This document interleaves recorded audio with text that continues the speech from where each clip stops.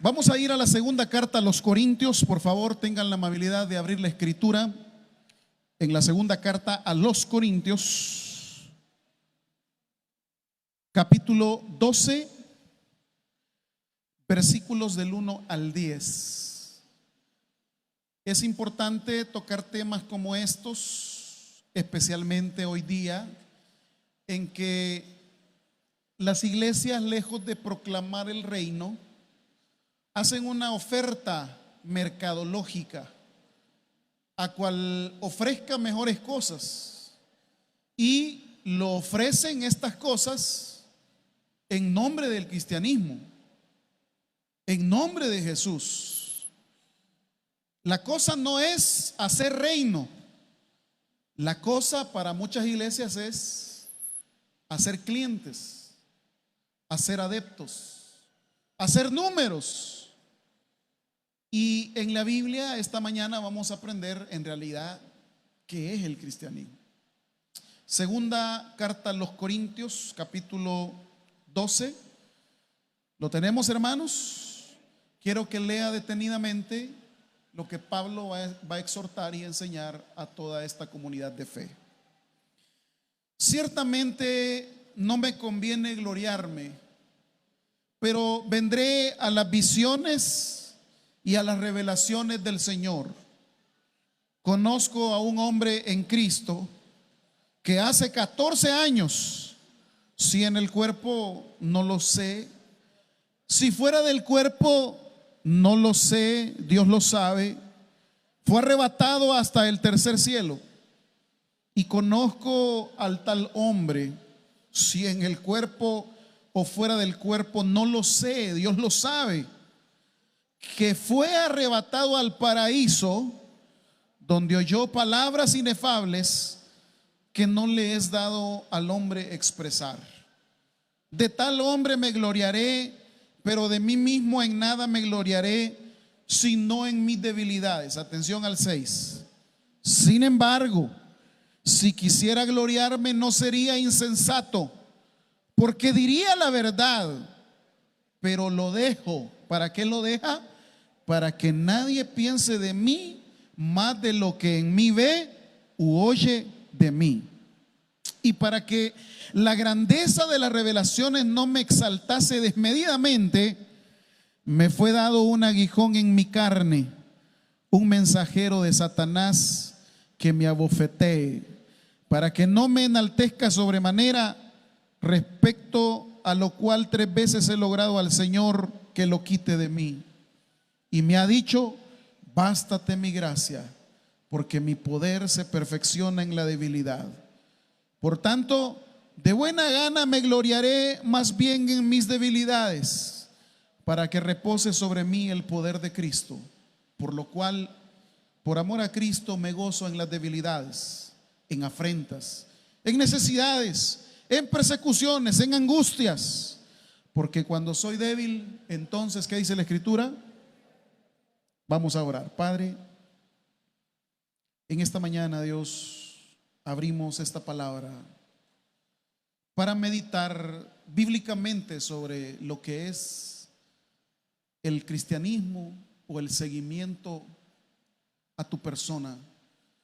Háblanos, Señor, a nuestra vida de tal manera que esta palabra pueda desafiarnos y que podamos comprender verdaderamente qué consiste el cristianismo. En el nombre de Jesús te lo pedimos, amén. Pueden tomar asiento, amados hermanos. Muy bien.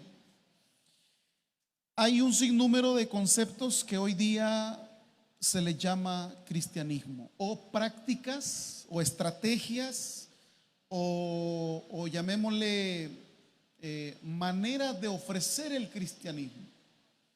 Hace unos años todavía hay secuelas de esto, pero se comenzó a hablar que el cristianismo tenía que ver con la prosperidad. Y la prosperidad fue una de las estrategias mercadológicas para hacer llegar gente a las iglesias. Traiga tanta ofrenda, Dios le va a multiplicar. Traiga sus joyas, Dios le va a recompensar.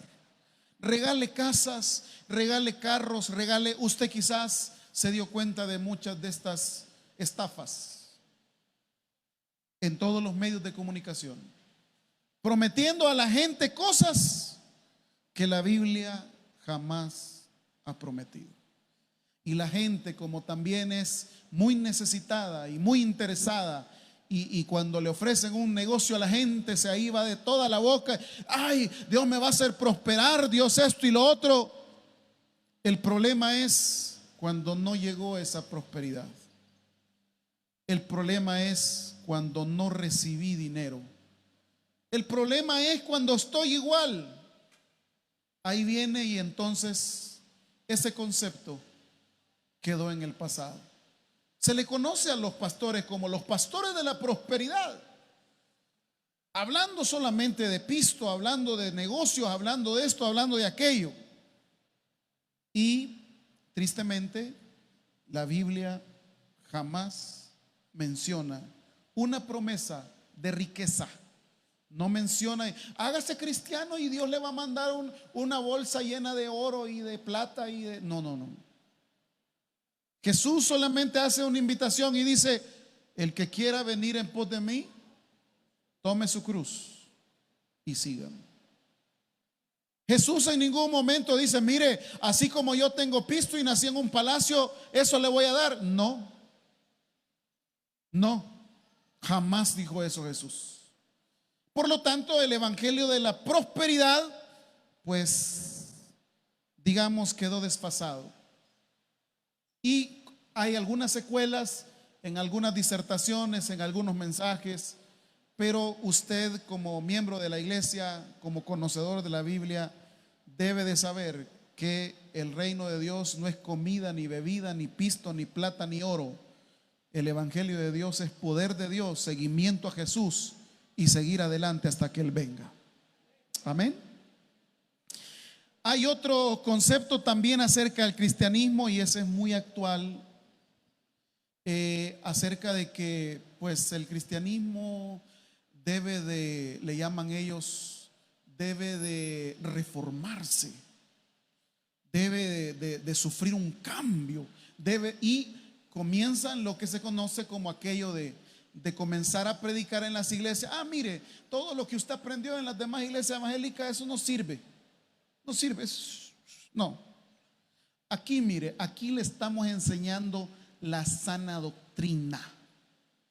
Y como ahí donde usted aprendió, eso no sirve ni nada, ahí son los pecadores, esto y lo, aquí véngase, primero vamos a hacer que se vuelva a bautizar. Porque el bautismo que hizo ahí, ese no vale. Aquí el que hacemos nosotros, ese es el que vale. Y todas las iglesias creen que la sana doctrina son las enseñanzas que ellos desarrollan. Creen que eso es. O sea, una iglesia que dice: mire, solo aquí se predica la sana doctrina, en su misma concepción ya tiene todo lo demás, no sirve, solo que nosotros tenemos, eso sirve. La sana doctrina, y quiero que usted me entienda esta mañana de una sola vez, la sana doctrina no es un conjunto de creencias ni de doctrinas establecidas en un manual. Para la Biblia, la sana doctrina no forma parte de un libro sistemático de creencias. No. De hecho, los primeros inicios del cristianismo, las primeras comunidades cristianas tenían diversidad de creencias.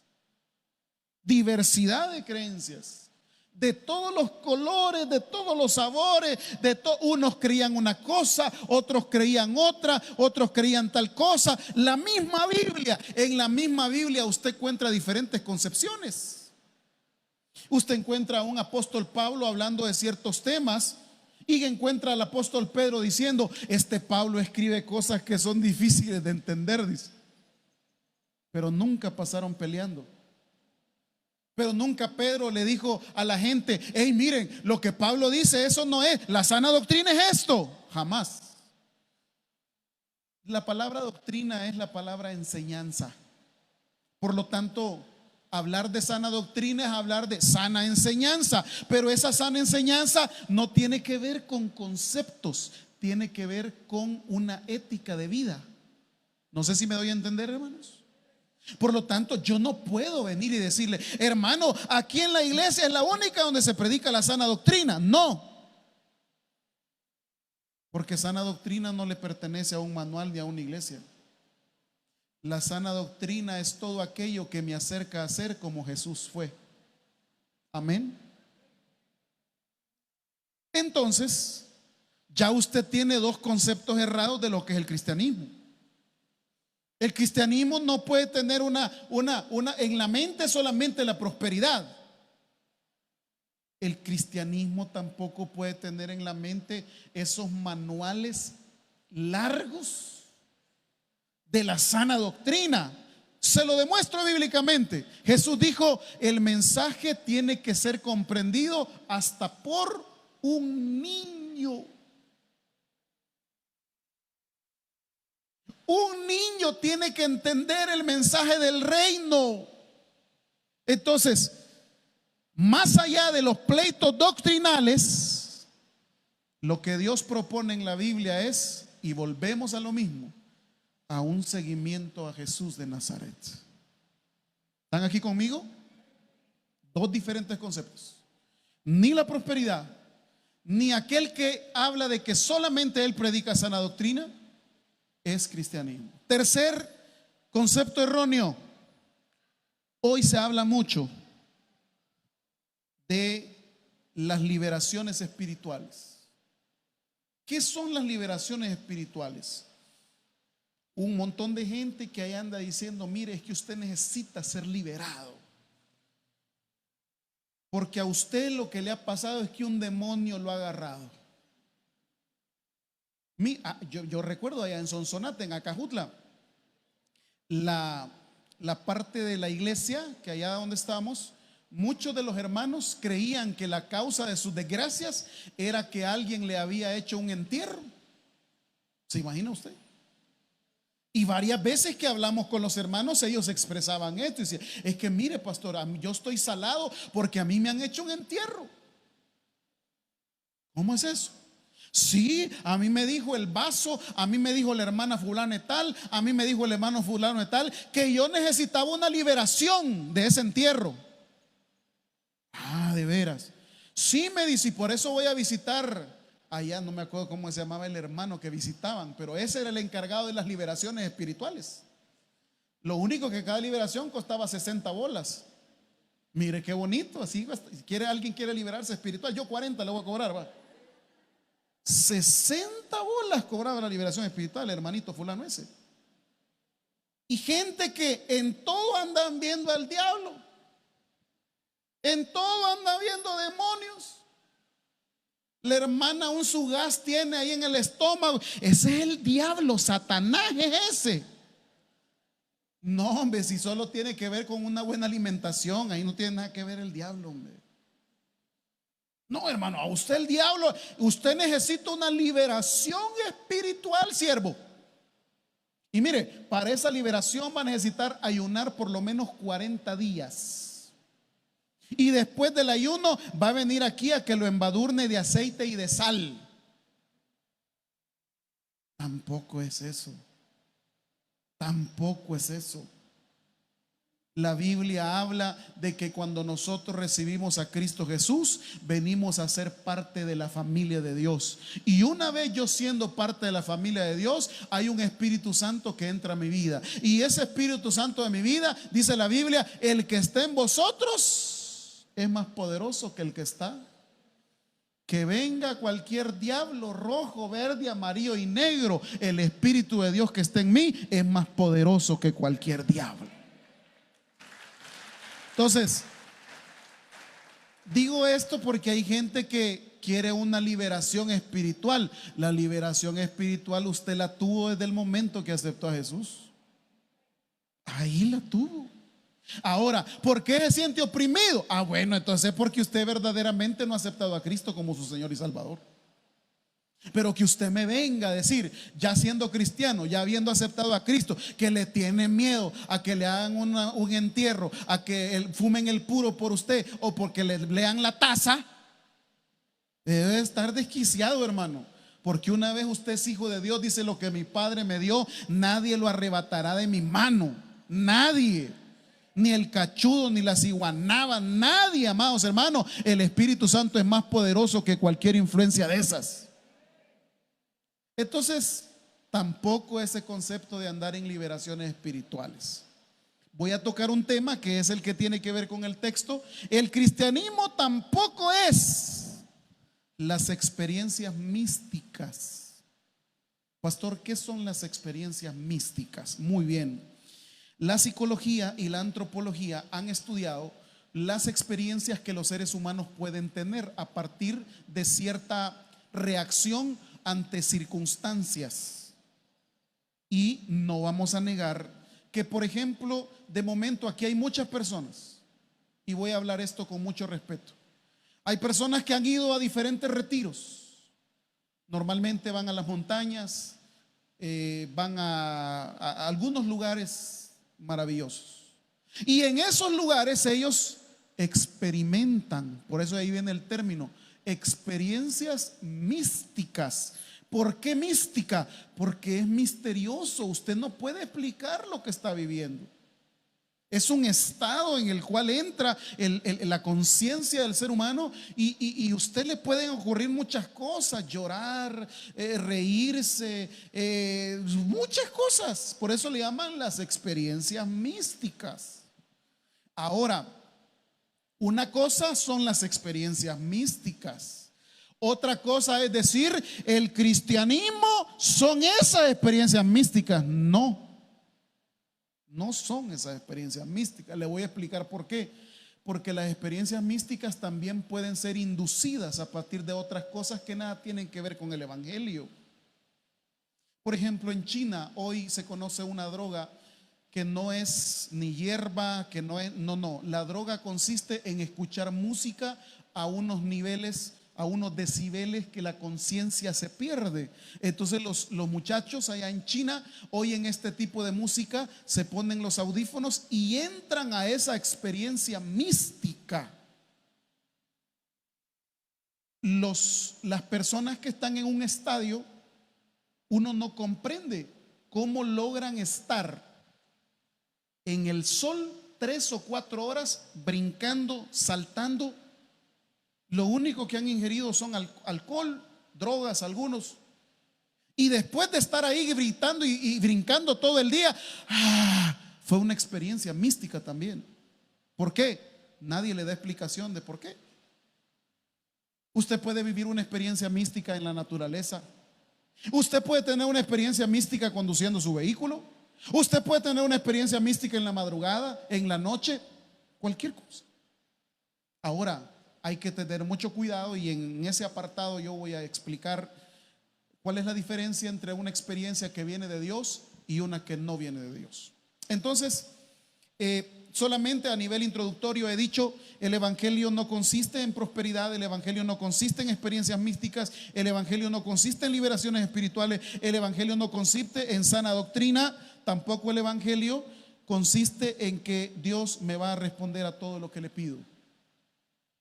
Señor, aquí viene tu hijo, te traigo 10 peticiones y, hermano, ¿dónde está su lista de peticiones? ¿Ya le respondió todo Dios? ¿Quién le ha dicho que le va a responder todo? ¿Quién le ha dicho que le va a responder todo? ¿Quién le ha dicho que Dios tiene la obligación de que de las 10 peticiones que hace, las 10 tiene que contestarle que sí? Dios no trabaja con los caprichos ni deseos humanos. Él trabaja de acuerdo a su voluntad. Amén. Por lo tanto, le digo esto para que usted no se frustre.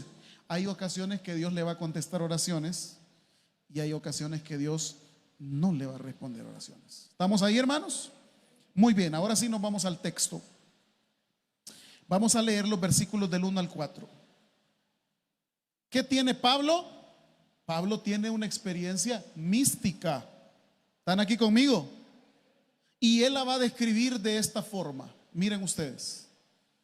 Ciertamente no me conviene gloriarme, pero vendré, dice Pablo, a las visiones y a las revelaciones del Señor. Que Pablo tiene una experiencia mística. cómo él la está digiriendo, que es una visión y que es una revelación de Dios. ¿Y qué le pasó en esa experiencia mística? Dice el 2: conozco a un hombre en Cristo que hace 14 años, y mire lo que él experimentó. Si en el cuerpo no lo sé, si fuera del cuerpo no lo sé, Dios lo sabe. ¿Qué vivió él en su experiencia mística? Fue arrebatado hasta el tercer cielo. Versículo 3: y conozco al tal hombre, si en el cuerpo fuera el cuerpo no lo sé, Dios lo sabe. 4: que fue arrebatado al paraíso, donde oyó palabras inefables que no le es dado al hombre expresar. Muy bien. Pablo, ¿qué está teniendo? Una experiencia mística. Y en esa experiencia mística él describe que fue arrebatado, que él no sabe si fue en el cuerpo o fuera del cuerpo, pero que fue al tercer cielo. Y la segunda descripción que hace es: yo fui al paraíso. O sea, yo no puedo hacer una doctrina de esta experiencia mística de Pablo.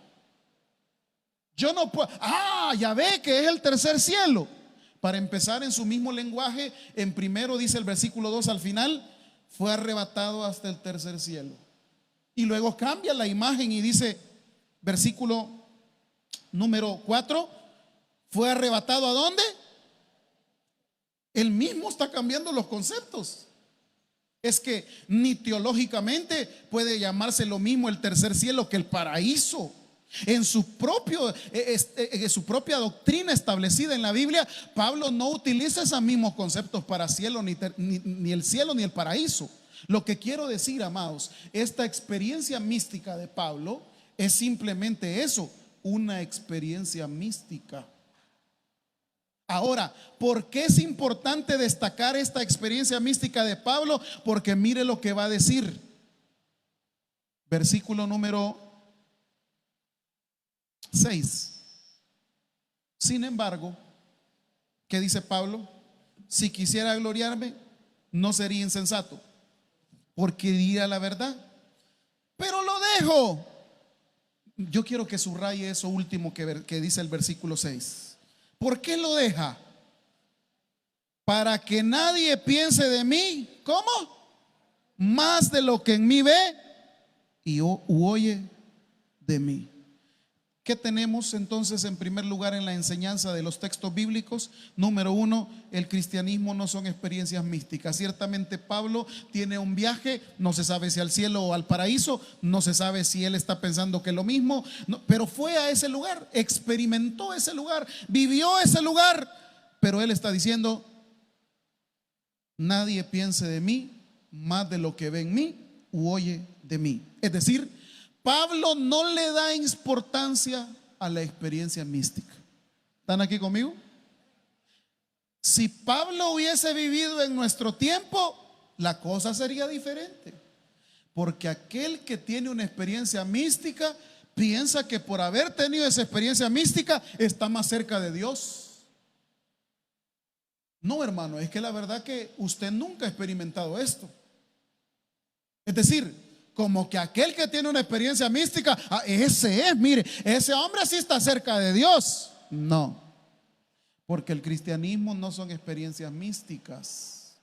Pastor, ¿y puedo tener una experiencia mística yo? Sí, usted la puede tener sin que la procure, sin que la busque. La Biblia no menciona si Pablo lo buscó o no lo buscó, simplemente lo experimentó. Aquí hay personas, y yo lo digo con 22 años de estar en esta iglesia, que me han contado experiencias místicas.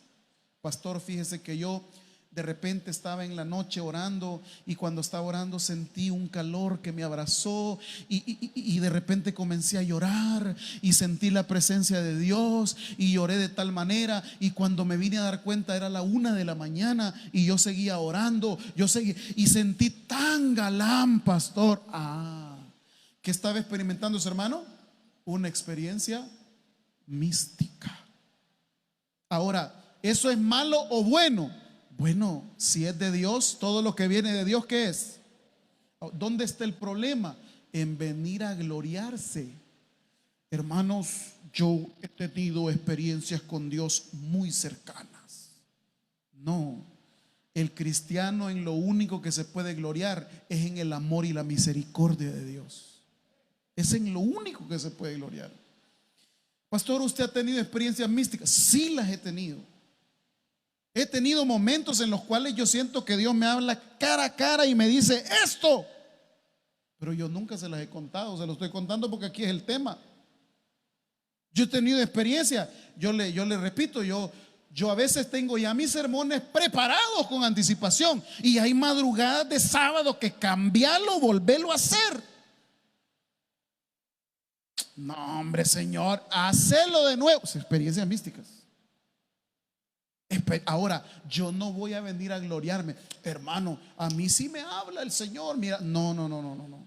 Porque Pablo está diciendo aquí: para que nadie piense de mí más de lo que en mí ve u oye de mí. ¿Por qué el tema, pastor? Porque hay iglesias que ahora andan diciendo: es que ahí donde ustedes no se sienten nada, ahí donde ustedes son una refrigeradora, ahí donde ustedes no reposa el Espíritu de Dios. No, sí reposa el Espíritu de Dios. Lo que pasa es que usted piensa que el Espíritu de Dios solo obra en esa experiencia. ¿Sabe qué dice la Biblia? Donde está el Espíritu de Dios hay libertad. O sea, el Espíritu se manifiesta de múltiples maneras, no solamente con experiencias místicas. Hay iglesias donde le dan tanto énfasis a las experiencias místicas. Ojo a esto, que es delicadísimo.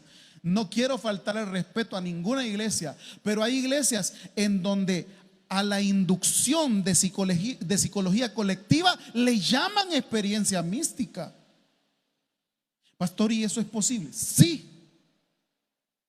A nosotros nos dio una clase un antropólogo y psicólogo a la vez.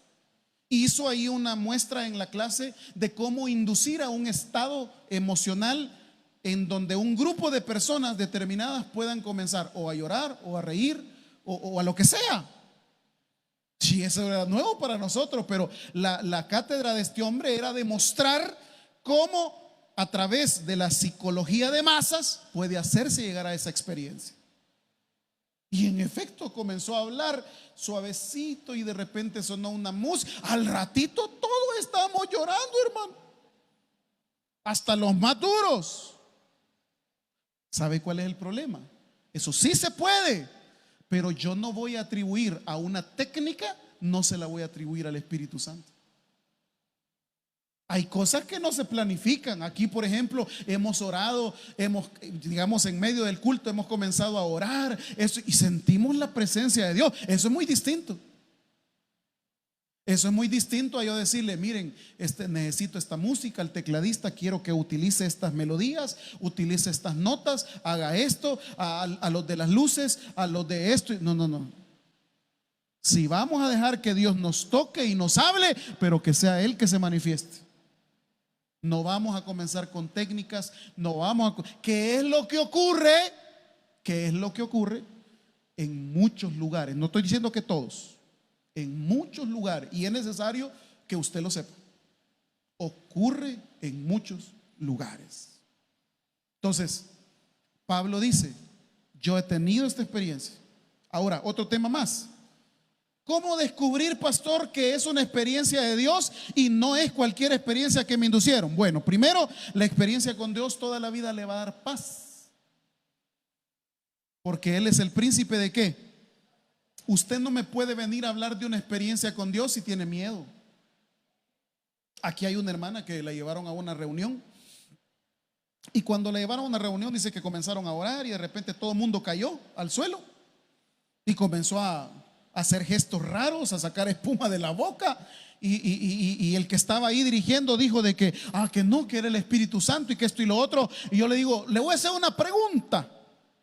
¿Y usted qué sentía en ese momento? ¿Sabe cuál fue su respuesta? Miedo. ¿Cómo determinar si esa experiencia es de Dios o no es de Dios? Porque usted tenga paz. Le digo porque usted lo ha de haber vivido en algún lugar, en alguna iglesia, que lo invitaron a esto y sintió eso. ¿Y qué me está pasando? Estoy llorando, me está pasando algo. Sí, pero tiene paz. Entonces es de Dios. Si es de Dios, es porque a usted le va a dar paz, le va a dar fortaleza, le va a dar seguridad, le va a dar ánimos, le va a dar esto, le va a dar lo otro. Si no es de Dios, usted va a tener miedo, usted va a estar inquieto, usted va a estar esto, usted... ¿Es de Dios o no es de Dios? Usted ya tiene un parámetro. Ya tiene un parámetro para saber qué cosas son de Dios y qué cosas no son de Dios. Segundo parámetro, esa experiencia que le produjo a usted, arrogancia o humildad. Si le produce arrogancia, no es de Dios. Estas experiencias se viven y se le agradece a Dios, porque a través de eso que usted experimenta, de ahí viene la experiencia. Señor, gracias por este momento a solas contigo. Gracias por este momento que pude orar. Gracias por este momento que me diste esta experiencia.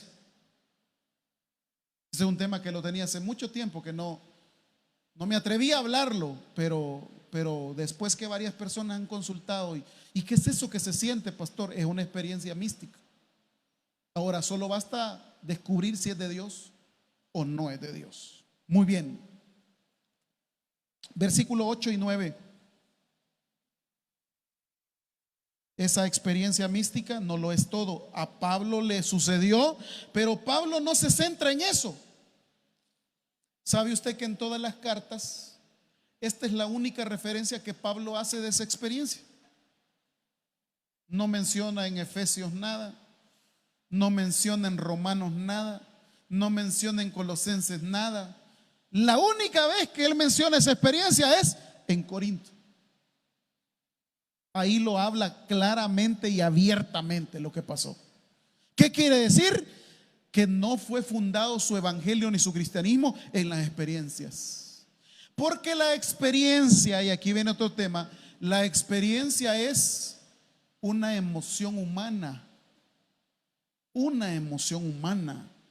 Y el cristianismo no se puede basar en emociones humanas. El cristianismo debe de basarse en la persona de Jesús, el autor y consumador de la fe. Dele un fuerte aplauso al Señor.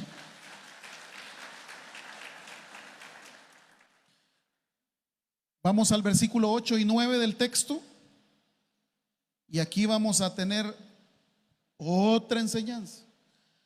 Respecto a lo, bueno, vamos a leer el versículo 7. Dice: y para que la grandeza de las revelaciones no me exaltase desmedidamente, me fue dado un aguijón en mi carne, un mensajero de Satanás que me abofetee para que no me enaltezca sobremanera.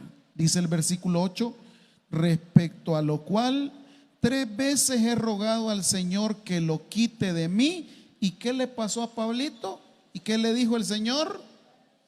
Bástate mi gracia, porque mi poder se perfecciona en la debilidad. Por tanto, de buena gana me gloriaré más bien en mis debilidades, para que repose en mí el poder de Cristo. Segundo concepto de Corintios, ya dijo, las experiencias místicas no son todos. Segundo concepto, el cristianismo tampoco le garantiza que sus oraciones van a ser contestadas en totalidad. No. Ahí tiene usted el ejemplo. Un hombre que entregó su vida, un hombre que expandió el evangelio, un hombre que ganó a Cristo a miles de personas, un hombre que hizo todo lo que fuese para Dios. Lo menos que se podría esperar, que si Pablo le pide un favor a Dios, ¿qué es lo menos que esperaríamos? Que Dios le conteste. Hasta nosotros podemos conmiserarnos de Pablo y decir: qué ingrato el Señor que no le contesta al apóstol. Así va, o más drama va. Santo poder de Dios, ¿cómo es que no le va a responder a ese hombre que lleva el evangelio? Pues no. Dios no está obligado a contestarle todas sus oraciones. Se lo voy a repetir clarito. Dios no está obligado a responderle todas sus oraciones. Se lo voy a repetir. Dios no le va a responder todas sus oraciones. Solo le va a responder aquellas que vayan acordes a su voluntad. ¿Por qué digo esto? Para que usted no se frustre. Para que usted no se resienta. Para que usted no se amargue. Yo como cristiano debo de entender que Dios no está obligado a contestarme todas mis oraciones. Muchas veces va a decir que sí, pero otras muchas veces va a decir no. Yo le enseño a mis hijos. Lo siento a los 2 terremotos que tengo y les digo, quiero que entiendan que a todo lo que me pidan no les puedo decir sí. Si ustedes me piden 5 cosas, 1 o 2 les voy a decir que sí. Las otras 3 van a ser no. ¿Cuáles escogen? Y esto lo aprendí de Dios. ¿Por qué? Señor, te estoy pidiendo. Señor, te estoy clamando. No. No. Porque si nosotros nos acostumbramos a eso, nos volvemos cristianos caprichosos. Y los cristianos caprichosos, ¿quiénes son? Aquellos que como Dios no les contestó, ay, me resiento con Dios. Ya no te sirvo, ya no te gano almitas porque no me respondiste. Hermano, Dios no está obligado a nada, hasta mucho hace con darnos la vida, darnos cada día el respirar, darnos alimento, darnos trabajo, darnos a nuestros hijos. Hasta mucho hace eso con Dios. Hasta mucho hace eso Dios, perdón, con nosotros. No está obligado. Entonces quiero que ahora usted aprenda. Dios no está obligado a contestarme todo. Si le contesta, gloria a Dios. Si no le contesta, gloria a Dios. Pablo dice acá en el versículo que usted leyó conmigo, versículo 8, respecto al cual, ¿qué dice ahí? 3 veces le he rogado al Señor.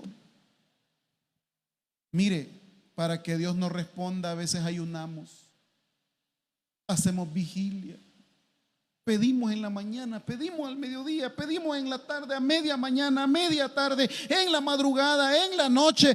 No.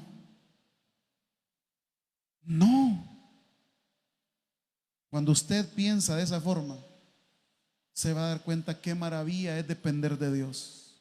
Yo a mis oraciones le digo, Señor, si está en tu voluntad, respóndeme. Antes sí yo me frustraba. Ay, Señor, ¿cómo es posible? Yo te estoy pidiendo para la iglesia, Señor, todavía queriendo extorsionar a Dios. Pues no. Hay muchas cosas que Dios no las ha respondido. Y el que no la haya respondido no significa que no sea Dios. Significa que Él es el dueño y Él tiene el control de nuestra vida. Y no va a actuar en base a caprichos. Claro, el cristianismo a veces se ha confundido con que usted viene al Señor y es como una lámpara mágica, va, frótela.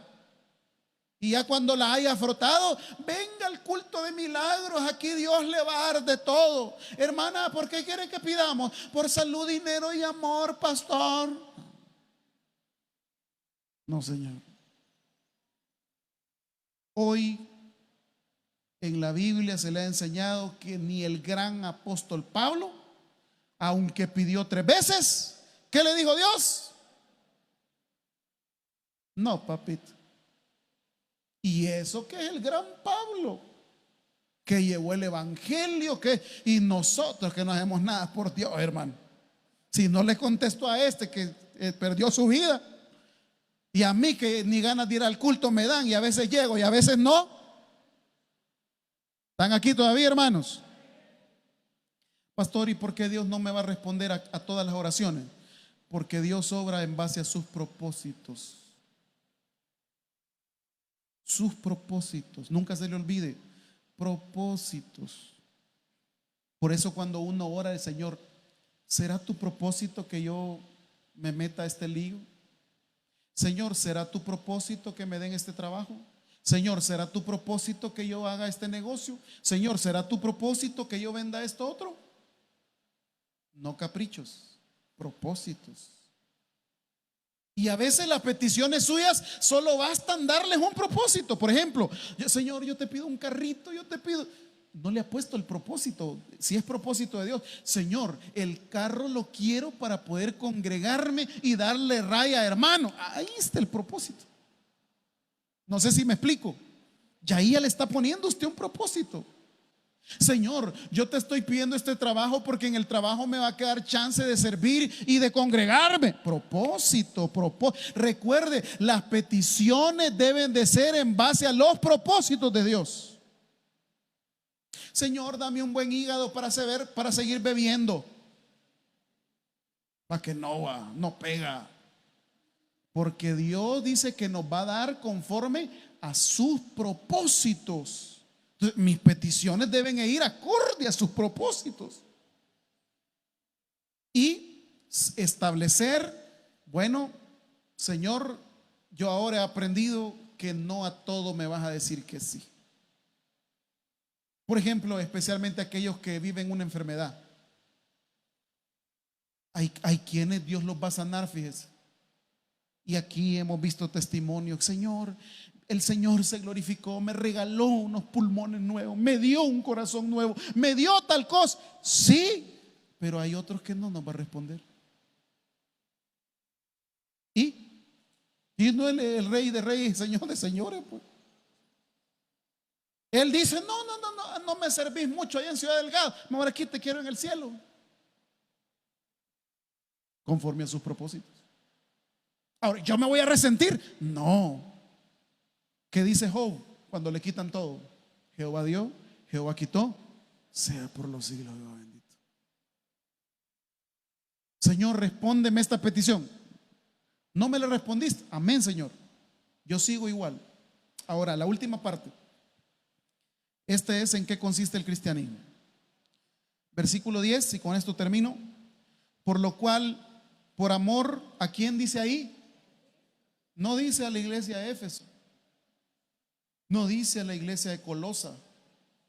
No dice a la iglesia de Roma. No dice a la Didache. La Didache era el manual de enseñanza de las primeras comunidades, especialmente apostólicas. Que si quisiéramos actualizarlo sería amor a la sana doctrina que tenía en esa época.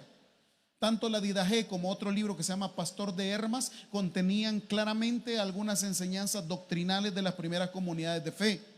Pero Pablo dice acá, no es amor a todo eso.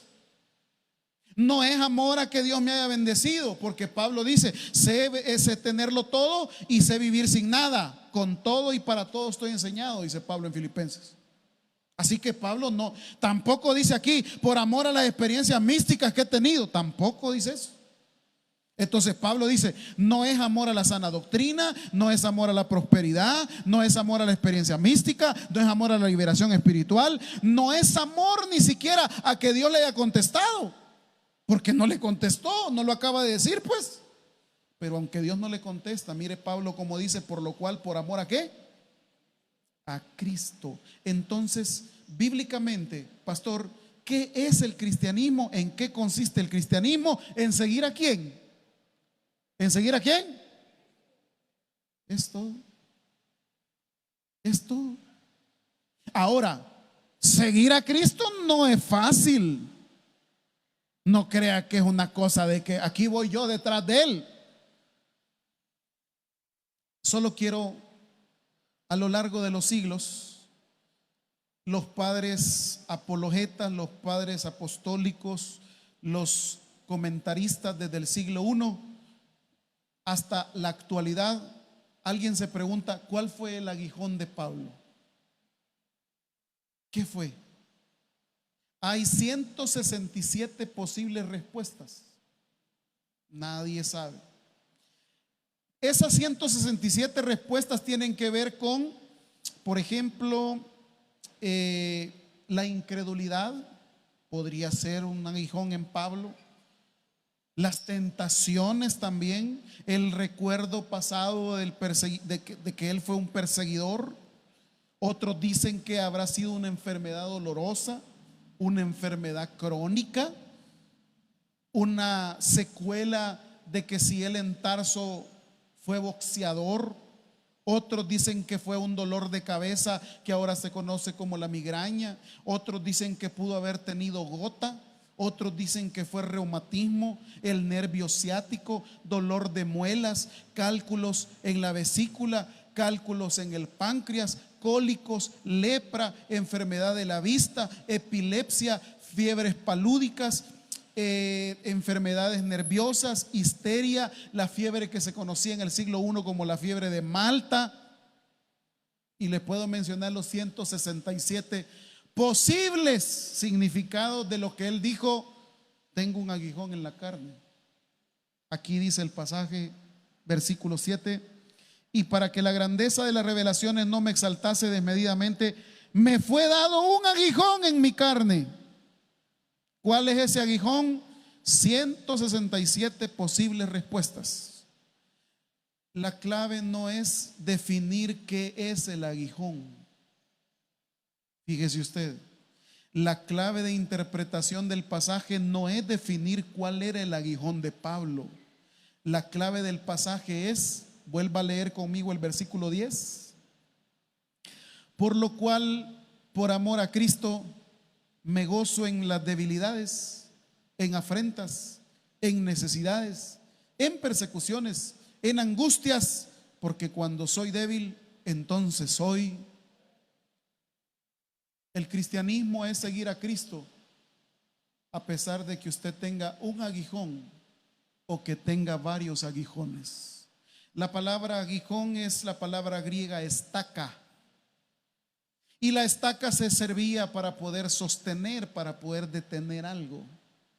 El aguijón que usted y yo tenemos es para que no sigamos ese caminar con Dios, ese seguimiento a Jesús. Por eso hay estacas que usted tiene, que yo tengo. Pero Pablo está diciendo: ese aguijón a mí no me detiene. No sé qué pudo haber sido el aguijón de Pablo.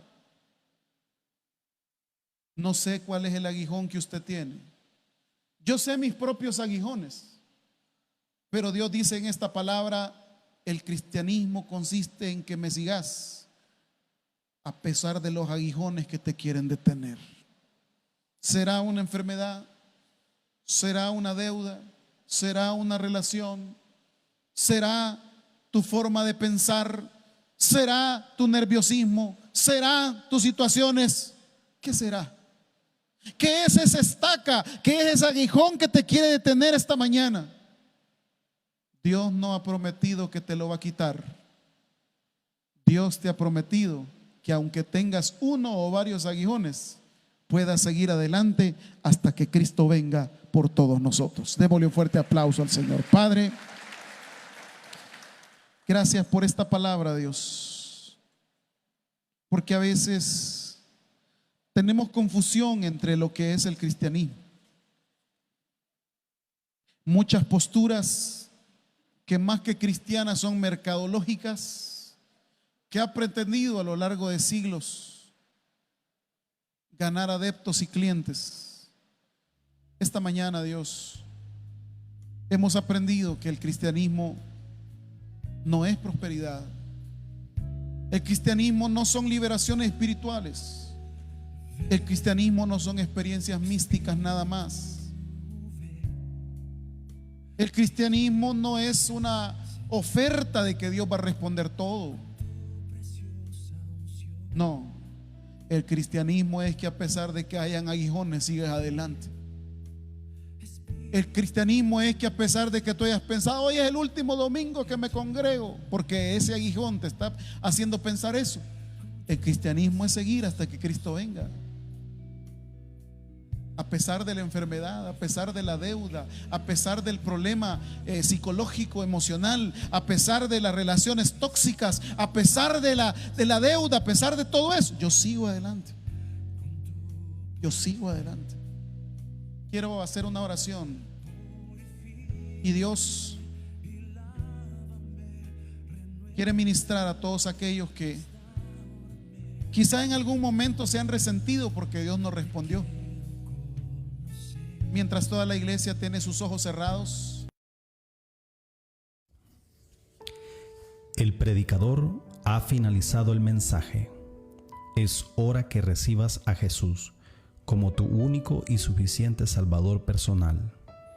Hazlo de la siguiente manera. Señor Jesús, yo te recibo hoy como mi único y suficiente Salvador personal. Creo que eres Dios, que moriste en la cruz por mis pecados y que resucitaste al tercer día. Me arrepiento, soy pecador, perdóname, Señor. Gracias doy al Padre por enviar al Hijo a morir en mi lugar. Gracias, Jesús, por salvar mi alma hoy. En Cristo Jesús, mi Salvador. Amén.